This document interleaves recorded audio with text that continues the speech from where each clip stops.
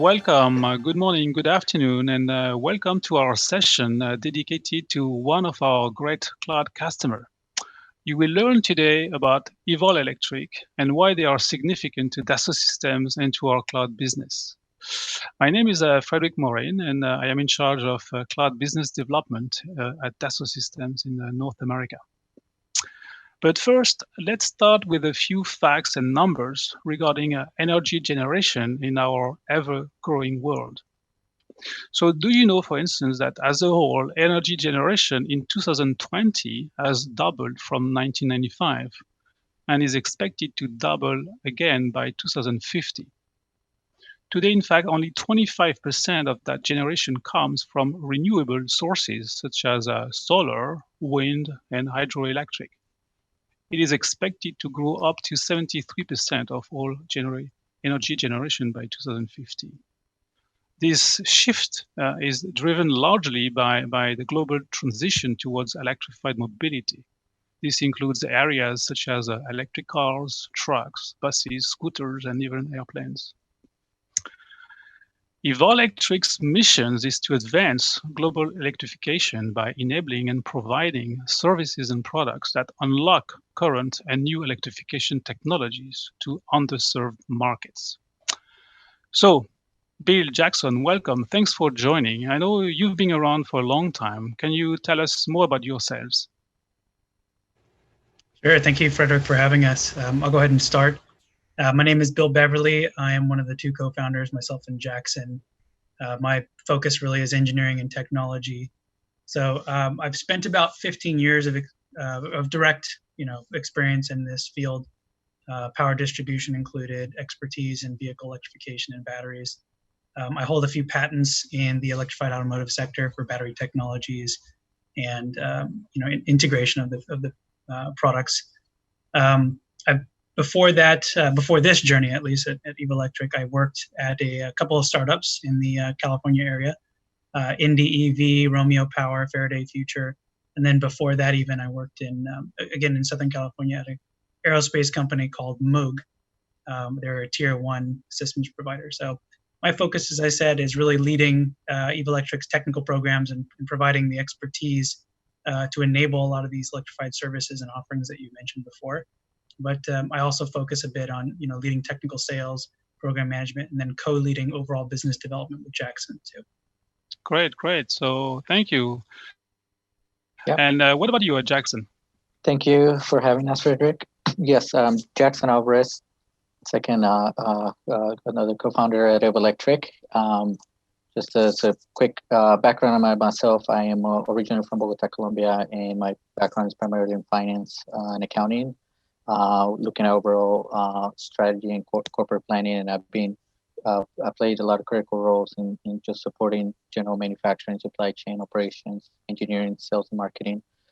So it's been a good journey on supporting all these different functions and companies. And recently, I've been at 3M, where I was in Minnesota and also here in California, and then I joined Romeo Power, who's a electric battery startup. And when I left, I was the director of finance. And then we began this journey with Evolectric, and currently leading or looking at how long-term opportunities can be enabled, looking at the funding needed for that, and also focusing on day-to-day operations, the commercial discussions, and doing supplier development, as well as Bill mentioned, overall business development. Great. Thank you, Jakson. Thank you, Bill. So now we know a little bit more about you two. What about your company? Can you tell us more about the mission of Evolectric? Yes, absolutely. So we are based in Long Beach, California, and we're an engineering company. So we provide consulting and engineering services, and our mission is to enable and advance electrification. So we provide a wide range of engineering expertise and support in this electric vehicle space, and also a very strong supply chain network. Where we would say differentiate ourselves is since we've been in the space, our team has been in the space for a while and has worked on a wide range of projects. we've got a lot of already established credibility and a very strong network in this space globally. But we also have a very diverse background in experiences, thought process, and the ethnicity in the team, and we are continuing to build on that. And we see that as a strength of us. And all of us here of Electric, we share just the vision of like, what are we trying to do at the end of the day? And it's really, we want to see a positive impact in the world and from different point of views. And that's what, we're ultimately trying to do here. So yes, that's who we are. Great, thanks, Jakson. And can you tell us more about the why? Why does Evolectric exist today? Why did you decide to create a new company? Yes, absolutely. So, yeah, I mean, we have, as I mentioned, been in the space for a bit. So, specifically, Bill and I had been in discussions for a couple of years before we started this project to just help fill a gap in this market. We're seeing a couple of trends. One was players that were trying to get into this space and were just lacking expertise, guidance of how to get started and needed support. So there is definitely a gap in expertise there. But also as we been in different parts of the world, as I mentioned earlier, I'm from Colombia, so we also been seeing a trend in gap in expertise and technology and know-how overall in developing markets, and which is it's can be seen in the past with other type of technologies, but we wanna find a way to help close that gap through a new venture, which is what we're doing here at Evolectric. Great. So, Bill, are you on the same page with Jakson? Yeah, I mean, absolutely. Jakson shared that, we've been talking about this for years, been trying to do it through the vehicles that we had, in our possession, I guess, since then, and the interests hadn't really aligned at that point. So it really pushed us to pursue our own vision and our own way to do it. So essentially, I mean, we have 3 bullet points here that we kind of lay out that tells the story of our why, I think, fairly elegantly. Most importantly, the way that we think we bring the most impact is to create economic development through this technology, this electrification technology, and by enabling adoption of the actual technology and supplementing the adoption with education in those markets, we feel like we can have a lasting impact to really make a home for the technology. Above and beyond that, I mean, there are a lot of trends, obviously, in recyclability being the right direction for our future generations and being able to reuse, recycle limited materials, but also to be able to preserve low waste design practices and low waste just practices in general for new technology. We want to follow those principles of circular economy to reduce that waste, extend the life of reused components, and also promote recycling of those components. So it's important for us to enable technologies that really foster the creativity in that circular economy, market and space. We also see, obviously, that worldwide, I mean, there's all kinds of press releases, about what the world is doing to really meet electrification head on. There was one recently from the state of California regarding, all passenger vehicles being zero emissions by 2035. So that was pretty landmark. So that's a pretty big one. But it's not just California that's making those initiatives and those statements. We're seeing that all across the world. So along with that demand increasing and the institutions changing their perspective, we want to work on that technology because we want to enable that efficient usage in those emerging markets, especially. Okay, great. So you just talked about your market, and you have mentioned emerging markets. So what is an emerging market to you? I mean, Jakson, do you want to take that question? Sure.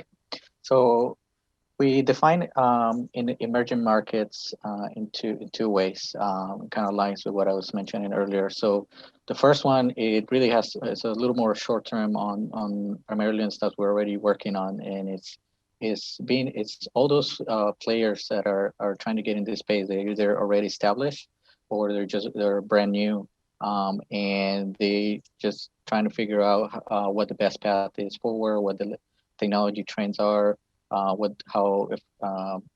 to get to prototype, how to build an efficient system, optimized for application, all those things. So that's there's a lot of lack of expertise that we want to serve that market because they're lacking the engineering group or the know-how.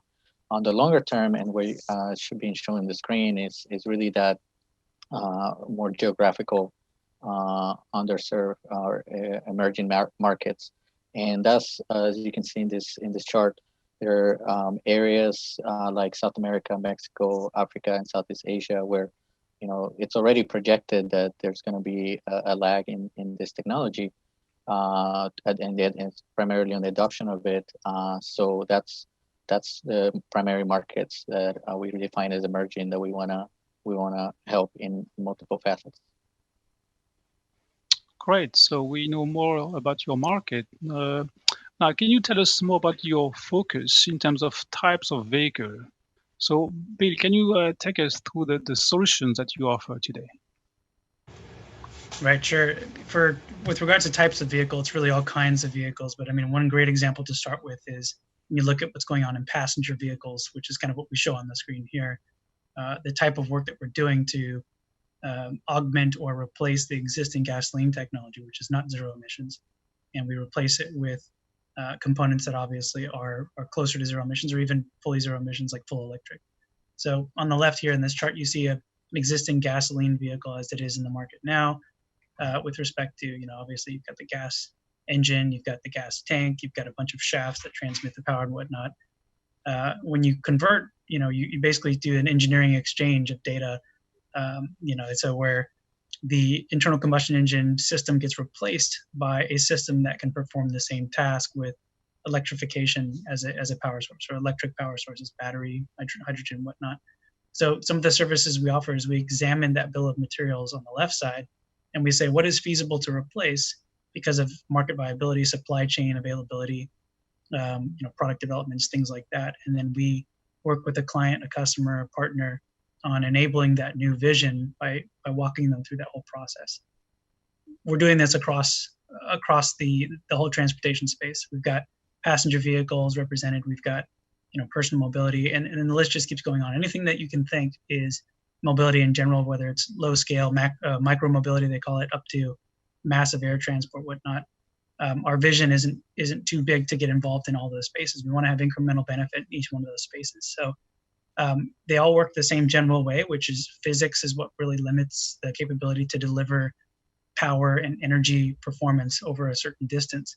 So if a customer comes in and says, I want to electrify, we work with them to really understand, is it feasible? Is it possible? What tools and processes do you have at your disposal to really get this done before you sink a lot of time and development money and effort into something that tries to defeat physics? So in the next slide, we generally talk about that from a macro level and how we plan. So feasibility and planning, it always starts with, okay, let's really examine the first principles of what you're trying to do. Is it feasible? Does it make sense? Let's align on that. Next step is, okay, let's take the feasibility and let's actually make something out of it. So we can knock on metal, knock on whatever, and actually see it working in very simplified terms. And then obviously the next logical step is, okay, now that it looks like it works, it feels like it works, let's actually get it into production and get it into that market and see it do its job. And then how we do that is really three major tiers here of engineering processes involved. And we use a lot of the 3DS suite to really accomplish this. And they really come down to three major approaches, if you will, in phases. So advanced engineering, it's typically what you see in the OEM space is the typical 3 to 5 years before they make a product announcement formally to the world, they're actually doing this requirements study, this positioning study, this attributes benchmarking well before their formalized plan. And we're doing a lot of that by collecting a lot of that data in the actual tool that augments our day-to-day practice and just reserving that data to be able to guide our later stage process. So then comes the next process, which is the systems engineering. Now that you have a target, you have an idea of what you want to do. Let's take a look at how it can actually be realized in virtual form, if you will. And some of the things that go on there are some more matriculated benchmark studies, characterization, risk planning, some of the early stage project management that goes on using the, for example, project management or systems requirements tools that are available to us. And then finally, no plan is really worth its salt unless you actually build it. Otherwise, it just stays in the cloud forever. So we take that cloud data, we take that data that we've managed along the life cycle, and we actually build an MVP, a minimum viable product, and then we get that out, in the environment and get some early data and continue to close that loop. And that's generally our process with clients, customers, and suppliers. Yeah, great. So already a very large offering solutions. So Bill, you said that you work for different companies before. My question to you is, have you already had some experience with Dassault Systems solutions? Why did you pick Dassault Systems? And one question in particular, what was the decision factor for you to go on cloud rather than on-premise? Yeah, those are good questions. I mean, I've been using Dassault Systems solutions for quite a while. I started at my internship at Boeing when I was in college. I was using CATIA V4, and it was a journey. I became pretty decent at it. I didn't have a lot of the appenditures that are required to run some of the advanced movements and whatnot. But I started there with my learning, and then I moved into my following company, and we started playing around with V5. And I could see the real step change in development of that CAD tool by itself. And I'd always, been well accustomed to the power of the tool as just CAD. And then in the last, the companies that followed that experience, I kind of tossed back and forth with some other tools using various PLM as well.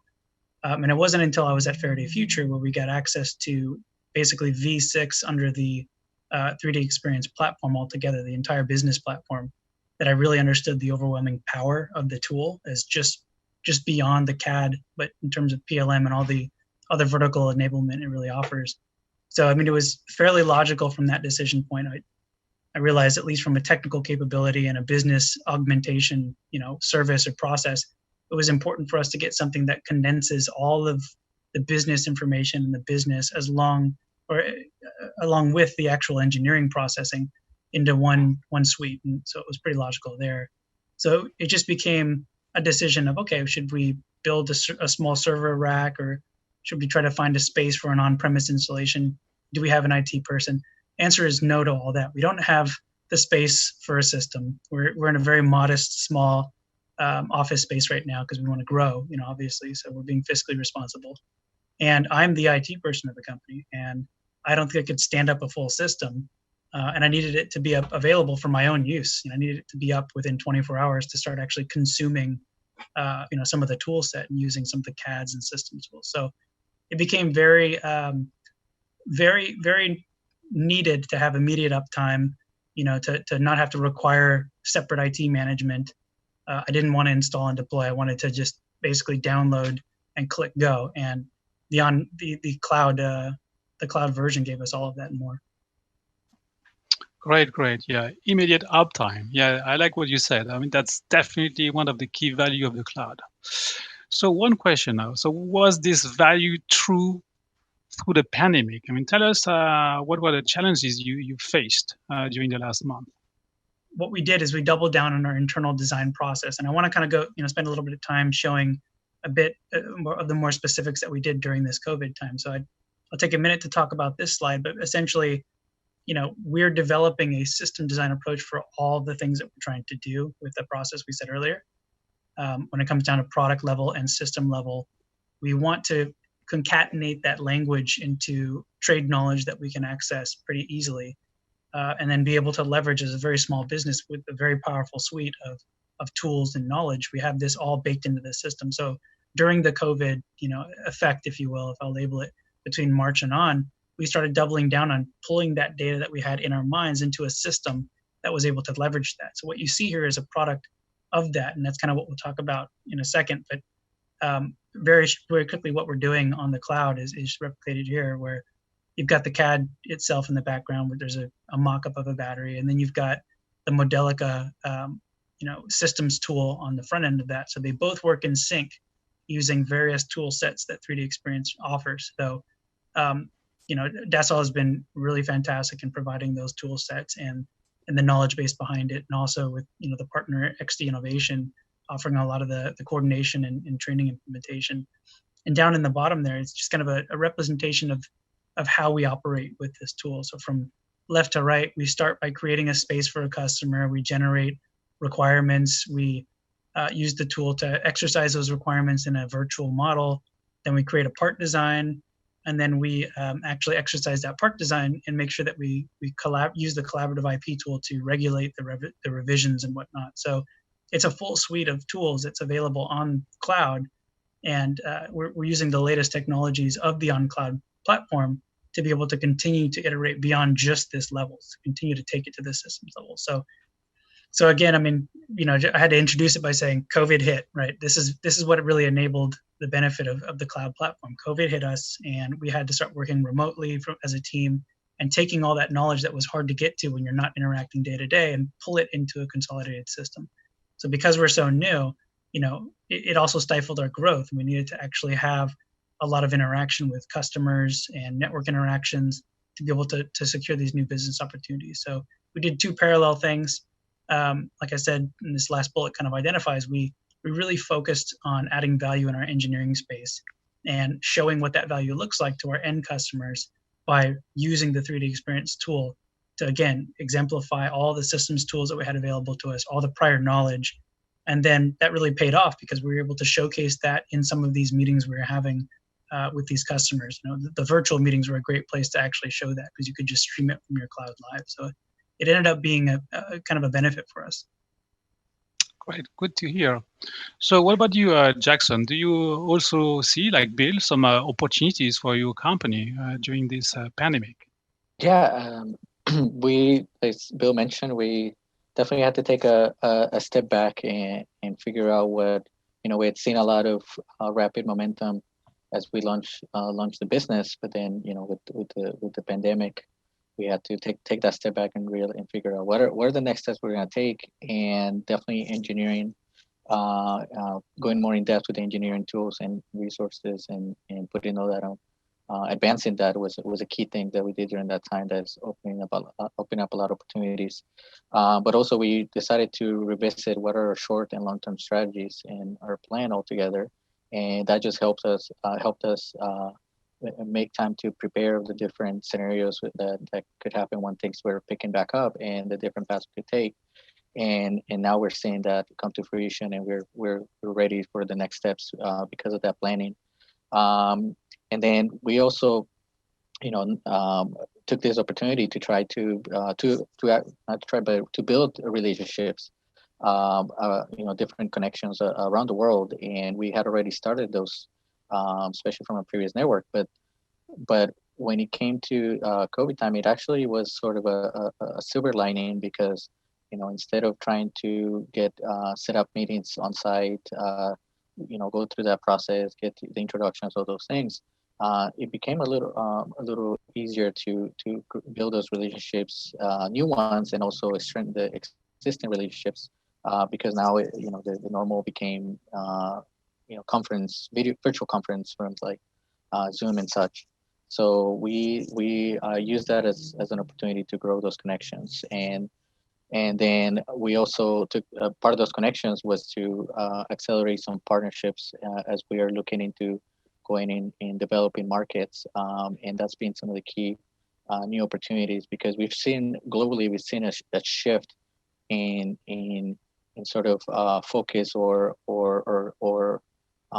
in how they're tackling this EV space, because at first it seemed like it was on a lot of people's radar to work on getting to electrification and in the EV space at some point. It was more of a long-term strategy.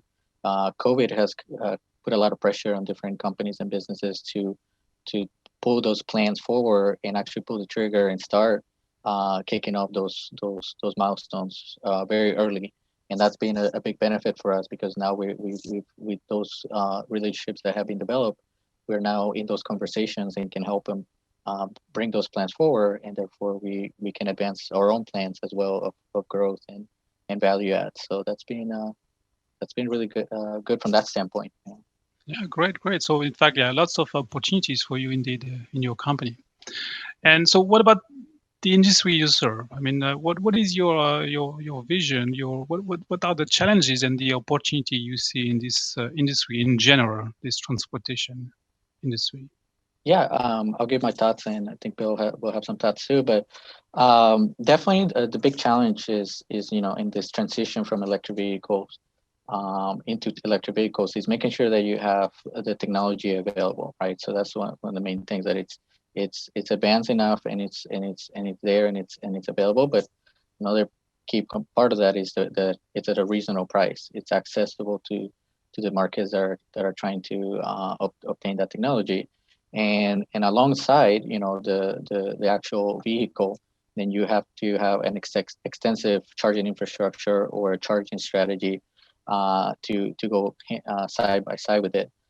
So those are two, some challenges that this industry is facing and overcoming, and then you can see the success or the failure of that based on the adoption rates, right? Which they have in fact accelerated, but they're still relatively slower than what we would want as an industry. But the rates are accelerating, and I would give that credit to Tesla, because they become a global catalyst for a word, and they have really accelerated those adoption rates. And I think the reason that they've been able to do that and being able to tackle that is because they are looking at the entire value stream when it comes to all the idea, design, engineering work, development, to the manufacturing, actually delivering product and supporting the product after it's in the market. And they've been providing a lot of innovative engineering work across the value stream to minimize redundancies and costs and timelines. And then that has helped lower these barriers. And also, as they're succeeding, then they're seeing economies of scale and taking advantage of that, especially when it comes to the battery. And that the battery economies of scale actually benefits more than just them. It benefits everybody in the industry, because that's the most expensive component in the system. So all the innovation reaches a point where there needs to be action on the public level as well, because there's all kinds of regulations and rules that have been established from several hundreds of years of previous innovation, leading the way. So we've seen a lot of interest in governments stepping up to really support this transition. So they sometimes have to tear up the old laws or adjust them and whatnot, just to create at least the pathway for these technologies to be adopted in their locale. But they're also doing more than that. And we've seen a lot of governments actually offering incentives, rebates, right off the purchase price of the vehicle, especially in California, we're seeing that. And what that does is it really helps lower that upfront barrier and eradicate a little bit of the ROI argument, return on investment, argument that you'll get from a lot of the customer base saying, when am I going to see this thing pay itself off? So it's really, the governments are really working to stabilize that supply chain as much as is feasible in the ways that they can really control, which is, again, regulatory and, from a law basis. Along with that, the technology is actually in parallel. It's being developed better and better at radical ways, at radical means. And what that means is the concepts themselves, the technology themselves, they're getting to a point where you can actually measure the way that they interact and they wear over time, and you can actually put a value on that in terms of, it's this percent used or it's this percent new. And so what that allows for new institutions or new organizations to really, or new methods, I should say, in classical institutions, to be utilized to do things such as, let's implement a leasing of your energy, or a pay per use of your energy model. So that way, when you're looking at emerging markets, especially who don't really have the buying power, the collective upfront buying power, you're still eradicating those barriers and working at their level to incept that battery technology, for example, in a place where they can see maximum benefit. Okay, great. So challenges, but already lots of opportunities in this transformation world. So you made that both clear. I mean, opportunities today, but let's talk about the future. So where do you guys see yourself in the long term? So, we have general thoughts on plans and whatnot. I mean, I guess if I could say it quickly, short-term and long-term goals. Our short-term goal is to really focus on building our brand. We want to be acknowledged as a contributor in the e-mobility system, not necessarily just a product enabler or the next best thing since sliced bread. We want to be in the discussion. We want to be known for our expertise, our culture, an enabler for our customers. So we're really working for the user base that we're trying to enable here. And we want to make sure that that's recognized. We're putting the work in before we talk about the big plans that we may or may not have, obviously. In the long term, we want to use the position that we have in that space to really serve our customers, and specifically the customers in the emerging markets, where obviously, like we said earlier, the adoption of the technology, the emerging technology, the new technologies usually lags, for various reasons, including price or just availability of resource. So we want to partner up with them. We want to help them navigate what seems like a barrier and really find interesting and fruitful caveats in how they can approach the adoption, and then accelerate the adoption of those vehicle technologies in their space. Okay, thanks. And so what about you, Jakson? So where do you see yourself in 2 years, 5 years, or even 10 years from now? Yes, Frederick. So yeah, we definitely have that mindset of looking at it from a short, mid, and long-term standpoint. And I would say we would call success in year 2, which we're going to be starting soon.